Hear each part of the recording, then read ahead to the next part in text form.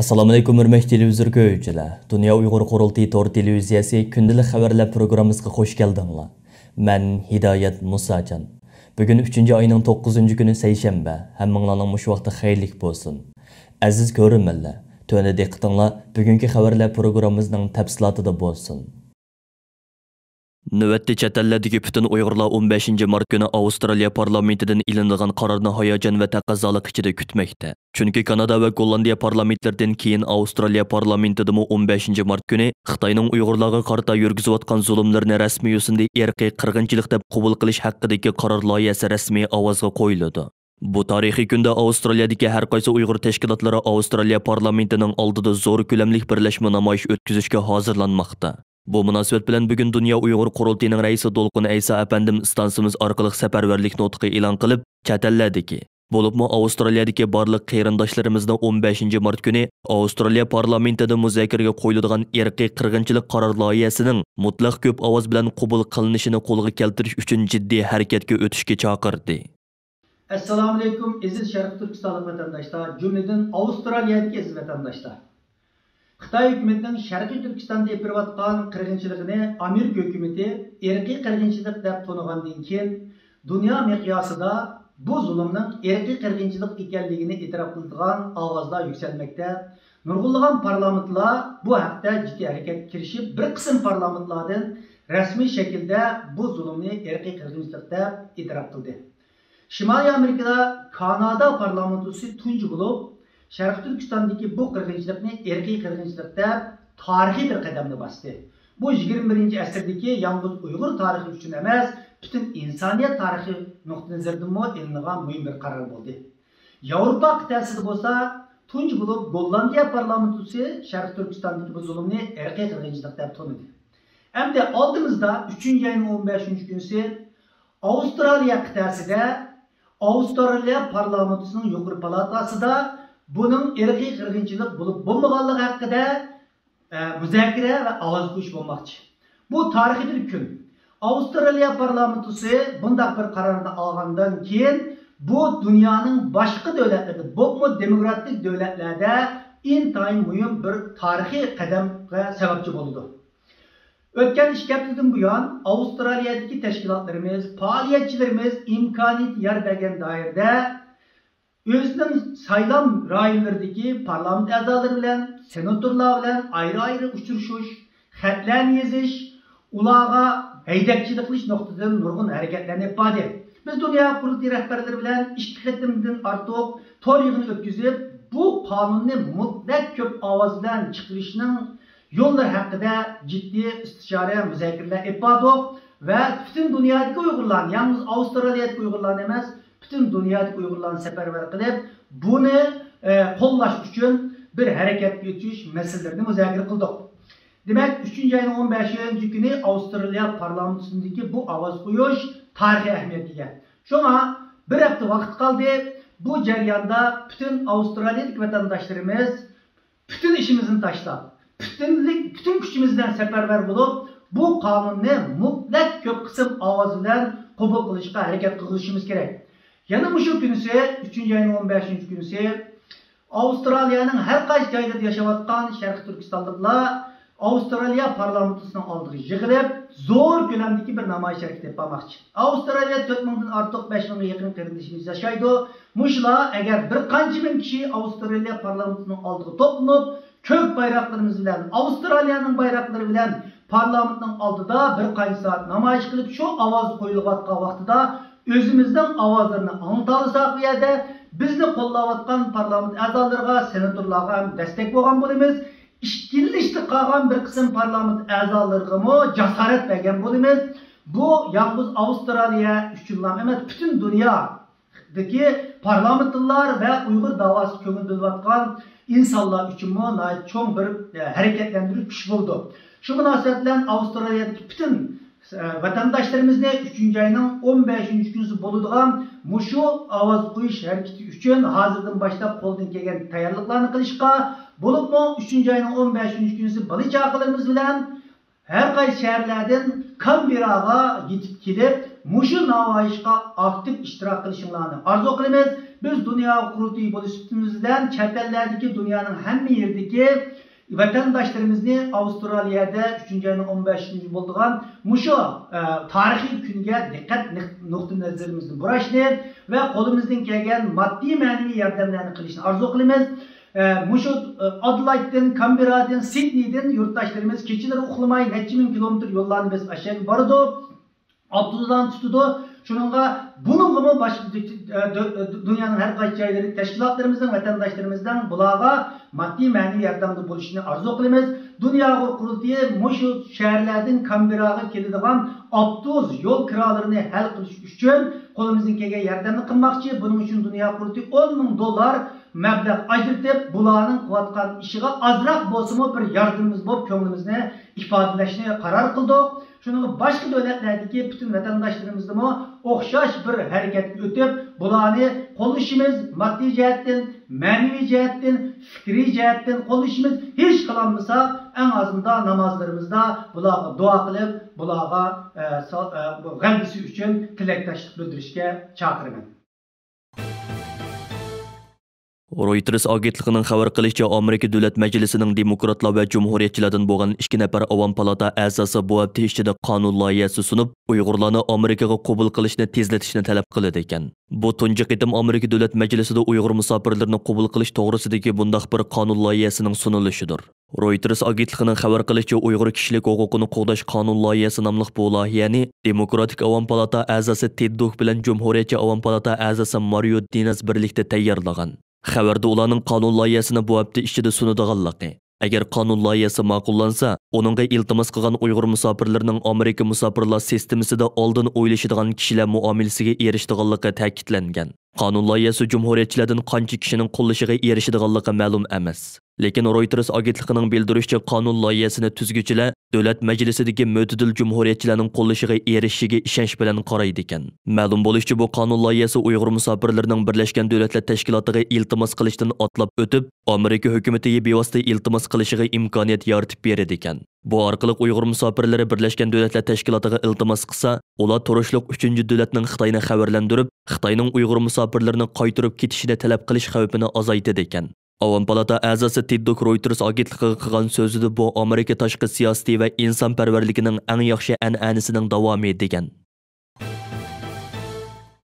Xitoyning Uyg'urlarga qarata yurgizayotgan zulmlari Amerika hukumati, Kanada va Gollandiya parlamenti tarafidan birdek irqiy qirg'inchilik deb bekitilishi Turkiyada mu kuchli ta'sir paydo qildi. Turkiyadagi iyi, ya'ni Yaxshi partiyasiga mansub parlament a'zolari 3 mart kuni Turkiya parlamenti raisi Mustafa Shentop apandiga Xitoyning Uyg'urlarga yurgizayotgan zulmlarini Turkiya parlamentining rasmiy yuzida irqiy qirg'inchilik deb bekitishini va bu vaqtda bir qaror ma'qullashini talab qilib rasmiy iltimos sungan edi. Bu vaqtdagi talab Turkiyadagi boshqa siyosiy partiyalar orasida mu uzluksiz kuchayib bormoqda. Undaqda Turkiya parlamentida Xitoyning Uyg'urlarga yurgizayotgan zulmlarni rasmiy yuzida irqiy qirg'inchilik deb qabul qilish haqida qaror elinish ehtimoli bormi? Kanada va Gollandiya parlamentining bu vaqtdagi qarorlari Turkiya parlamentiga qanday ta'sir ko'rsatyotadi? Turkiyadagi Uyg'urlar bu vaqtda nimalarni qilishi lozim? Bu munosabat bilan bugun stansimizning maxsus ziyoratini qabul qilgan Dunyo Uyg'ur qurultiyining muavin raisi, Turkiyadagi Uyg'ur tadqiqot institutining direktori, strategiya mutaxassisi doktor Erkin Akram apandi o'zining bu vaqtdagi qarashlarini bayon qilib mundaq dedi. Şarkı Türkistan'da Xitoyning ilib borgan bu zulm meselesine hazır ırkı kırgıncılık bile tonuşqa başladı. Bu tonuş üçün hem de siyasi cetten, kanun cetten ve akademik tadqiqat cetten 3 taraftan buna ilip bir toğur keliyordu. Hazırca hem de siyasi cetten Amerika, kanun cetten Gollandiya ve Kanada ve şundakla şikicil evvel Uygur Tadqiqat Enstitüsü bir dokulat öyle bunu ilmi tədqiqat öyle oturup koygan oldu. Ama bu mesele ondaq asan emas, yani bütün dünya tarafından kabul kılınışı bulup mu, Garip devletler tarafından kabul kılışı tabi yetmeydi. Ebebe degen 3 sahada texima köp faaliyetlerini ve icraatlarını kılışqa doğru keldi. Hem de bu Türkiye'ye mi tesir yetkizgenini görüyatımız. Türkiye'de mi bazı muhalefet partiler bunu meclisge turşuvatıdı, mecliste müzakere kılayıldaydı ve bunun bir karar alaylı davadıdı. Bunu davatkan partiler'ninki meclisteki gücü olup mu bir karar iliş için san jetten, rayet jetten, avaz jetten yetmeydemdi. Şununla Türkiye'de mi cemaat taraftan şu cemiyet fikrininki güçlenişi ihtiyaç var. Hem de yalnızla Türkiye'deki muhalefet partiler ve Türkiye'ninki NGO'ları emas, şundakla Şarkı Türkistan Uygur teşkilatlarıma bir adımı tırışıkla doğru geldi. Tabii yani bu Türkiye-Xitay münasebeti mi bir tosaklık, çünkü yakınki 5 yılda Türkiye-Xitay münasebeti yakınlaştırmamız dep tırışıp kelyapatkan. Şununla bazı kanuni meseleler siyasi cihetten eğer de kullanmagan takdirde icraat kılışı biraz kıyın buldu. Yani jığıp kelgen çağda Türkiye'ninki Xitay siyaseti, Türkiye'ninki içki siyasetninki tesiri ve şundakla Şarkı Türkistanlıklarınki tırışçanlığı bunu mecliste, umumi meclis bolmasıma meclisninki komisyonlardan bir karar edişninki ihtimali var. Yakınki kısa zamanın içinde biraz kıyın görünüyordu ama evvelki degen bu kıyın, bu tırışçanlıklarla bu kıyınçılıkını yengil buldu dep oylayman. Ötken yılı kurulgan Xitayga karşı Parlamentlar Birligining 8 Mart Xalqaro Ayollar bayrami munosabati bilan tarqatgan Uyg'urlar bilan bir sepda turish nomli sin ko'rinishi g'arb matbuotlarida va turli ijtimoiy taratqularda kuchli ta'sir qo'zg'adi. Maxsus Uyg'ur ayollariga beg'ishlangan mazkur sin ko'rinishida Xitoyga qarshi Parlamentlar Birligining a'zolaridan Yevropa Ittifoqi, Angliya, Germaniya, Yaponiya, Kanada va Avstraliyaning parlament a'zolari so'z qilgan bo'lib, ular o'rtaq holda bu yilgi Xalqaro ayollar bayramida Uyg'ur va boshqa yerlik millat ayollarini unutib qolmang degan uchurni yetkazgan. Sin ko'rinishining beshida oldi bilan Dunyo Uyg'ur qurultiyi London ishxonasining direktori Rahima Mahmud bilan lager shoidi Tursunay Ziyoddin xonimlarning so'zlariga alohida o'rin berilgan. Bizdek Uyg'ur, Qozoq va boshqa oz sonliq millat ayollarini har qachon esinglarda tutishinglarni so'rayman. Bu sin ko'rinishi orqali Uyg'ur ayollarini qo'llaydiganligini bildirgan parlament a'zolaridan Yevropa parlamenti tashqi ishlar komitetining a'zosi Miriam Lixman, Angliya parlament a'zosi Nusrat G'ini qatorliqlar bor. Mazkur birlikning moslashtiruvchisi Loyih Dipulfur apandi bu qitimqi faoliyat haqida to'xtalib mundoq dedi. Xalqaro ayollar bayrami kunida Uyg'ur ayollari duch kelayotgan vaziyatga diqqat tortish uchun bu faoliyatni qildik. Ular nihoyatda og'ir zulm ko'ryotdi. Ular navbatda dunyodagi eng og'ir bostirishga uchrayotgan to'pluq. Uyg'ur ayollari xalqaro qonun nizomning ularni qo'g'dishiga muhtoj. Shunga biz dunyoning diqqatini tortish va bugungi xalqaro ayollar bayrami kunida Uyg'ur ayollarini unutib qolmaslik uchun bu sinni ishladik. Dunyo Uyg'ur qurultiyi London ishxonasining mudiri Rahima Mahmud xonim bu vaqtda qilgan so'zda Xalqaro ayollar bayrami deb atalgan bu kunning Uyg'ur ayollari uchun motam kuni hisoblanadiganligini aytdi. Undan boshqa yana 8 Mart kuni Angliyadagi kishilik huquq qo'g'duvchilari ijtimoiy taratqularda "Men Uyg'ur ayollariga ishinaman" nomli hashtag faoliyatini qanot yaydirgan bo'lib, buningda Sharq Turkistondagi lagerlarda yuz berayotgan vahshiyliklarni dunyoga oshkorlagan Uyg'ur ayollariga ishonadiganligini va ularni qo'llaydiganligini bildirgan. Twitter'da bu faoliyatni qanot yaydirgan Uyg'ur qirg'inchiligini to'xtat gruppasi "Men Uyg'ur ayollariga ishinaman" hashtagi bilan birlikda maxsus bir sin ko'rinishi tarqatgan. Sin ko'rinishida lagerdan qutulib chiqqan Uyg'ur ayollari oshkorlagan lagerlar haqidagi bayonlarga hammalarning ishonadiganligi ta'kidlangan. Ijtimoiy taratqularda tarqalgan "Men Uyg'ur ayollariga ishinaman" va Uyg'urlarni qo'llash hashtagi orqali to'plangan inkaslarga qaraganda, dunyodagi eng og'ir zulmga uchrayotgan Uyg'ur ayollariga hissdoshlik qilganlar ko'paygan va bu zulmning to'xtatilishi kerakligini bildirgan sadolar kuchaygan.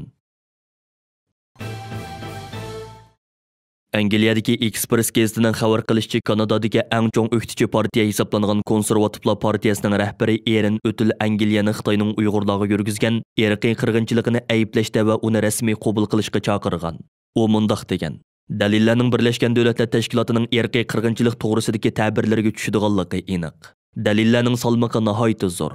Bunda qo'rqinchli qilmishni o'zgartirish uchun uni qandoq bo'lsa shundoq atash muhim."